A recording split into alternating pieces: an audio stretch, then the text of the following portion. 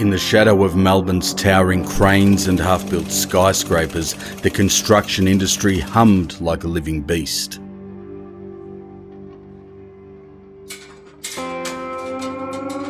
It was a world of steel, sweat and secrets, where the line between legitimate business and the underworld blurred into a haze of dust and diesel fumes. At the heart of this beast was the Construction, Forestry and Maritime Employees Union, the CFMEU. A powerhouse that claimed to protect the working man but had, in recent years, become a labyrinth of whispered deals and heavy-handed threats. Mick Gatto, a man whose name carried the weight of a sledgehammer, sat in a dimly lit office above a Brunswick café. The air smelled of espresso and cigar smoke, a fitting backdrop for a figure who'd long since traded gangland infamy for a more polished role as a consultant. His suit was sharp, his handshake firm, but his eyes, cold and calculating, betrayed the predator beneath. Across town, Toby Mitchell, an ex-bikie with a shaved head and a reputation for breaking more than just promises, prowled the construction sites like a wolf among sheep. Together, they were an unlikely duo, bound by a shared hunger for power and profit in a game where the CFMEU held all the cards, or so it seemed. It started with the Metro Tunnel, a $13 billion jewel in Victoria's crown. The project was a sprawling network of concrete and ambition, funded by taxpayers and plagued by delays.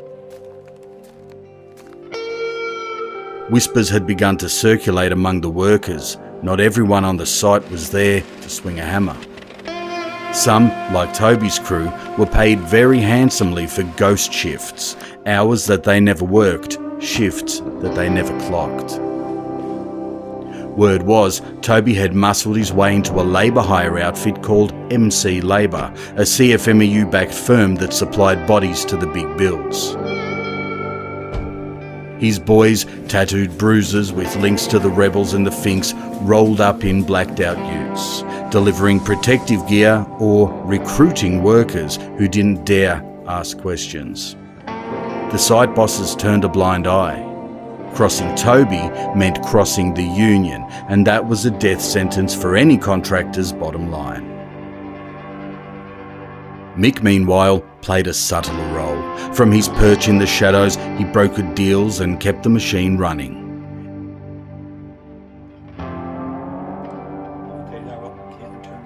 M Group, another labour hire firm with the CFMEU's blessing, was his golden goose.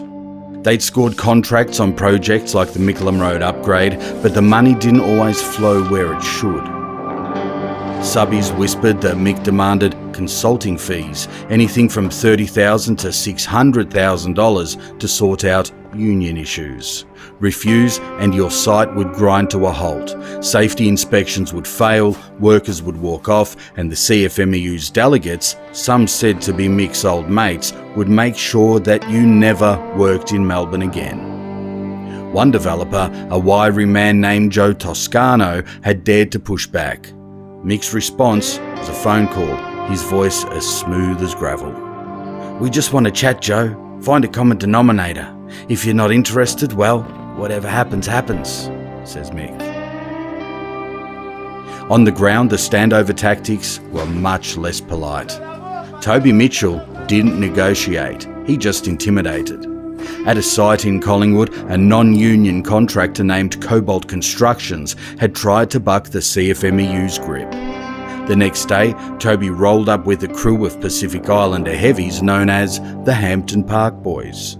They didn't say much, they just stood there, arms crossed, staring down the workers until the foreman caved. Later, a pallet of bricks accidentally toppled from a scaffold, narrowly missing Cobalt's site manager. The message was clear: play ball or pay the price. The site felt silent, a stark reminder of the power wielded by the underworld. The CFMEU's rank and file weren't blind to it.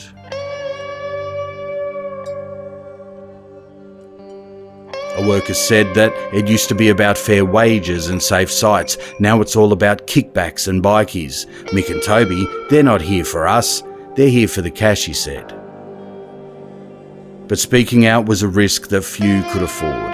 The union's Victorian branch, led by the fiery John Setka until his sudden exit, had a reputation for silencing dissent.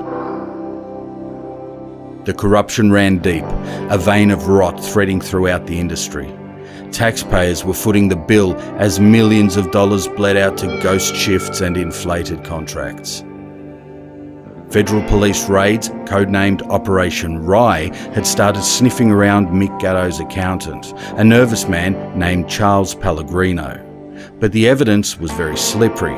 Cash transactions, hushed agreements, and loyal lieutenants who knew how to keep their mouths shut. Toby too stayed one step ahead. His bikie bravado was a shield against scrutiny. In the end, the concrete jungle thrived on its own rules. Mick Gatto and Toby Mitchell weren't just players, they were architects.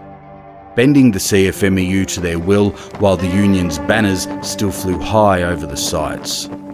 For every worker who swung a hammer, there was a shadow figure collecting a cut. And for every promise of reform, there was a quiet handshake to keep the status quo. The cranes kept turning, the money kept flowing, and the beast roared on. Untamed, unrepentant, and unstoppable.